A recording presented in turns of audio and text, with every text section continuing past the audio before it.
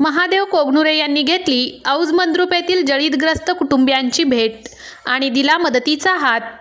औज मंद्रुप येथे आज शुक्रवार रोजी सकाळी सिराज शेख यांच्या घरात शॉक सर्किट होऊन अचानक आग लागून संपूर्ण घर जळून खाक झाले आहे। यावेळी गावातील तरुणांनी आग विझवण्याचा प्रयत्न केला, पण या घटनेत सिराज शेख यांचे घर आगीत जळून खाक झाले। या आगीत जवळपास 1.5 लाख किमतीचा मुद्देमाल जळून खाक झाला आहे।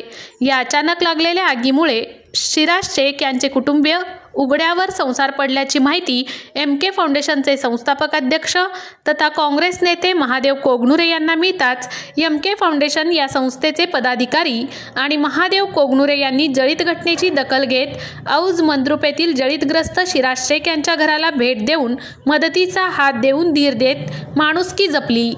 महादेव कोगनुरे हे नेहमीच जळीतग्रस्तांच्या मदतीला धावून येत असतात।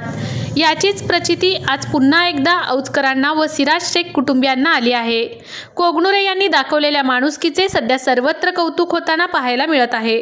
यावेळी पोलीस पाटील नागेश उंबरजे, सरपंच विकास केरके, तलाठी निंगप्पा कोळी, कोतवाल भाऊसाहेब गायकवाड, निवृत्त शिक्षक श्रीकृष्ण कुंभार, इस्माईल शेख, बाबूलाल शेख, प्रथमेश गायकवाड, मल्लिकार्जुन करडे, विठ्ठल गायकवाड, अयूब मकानदार, सुपुत्र कोरे, प्रथमेश कवडे, चंद्रकांत शेंडगे, ग्रामस्थ मोठ्या संख्येने उपस्थित होते।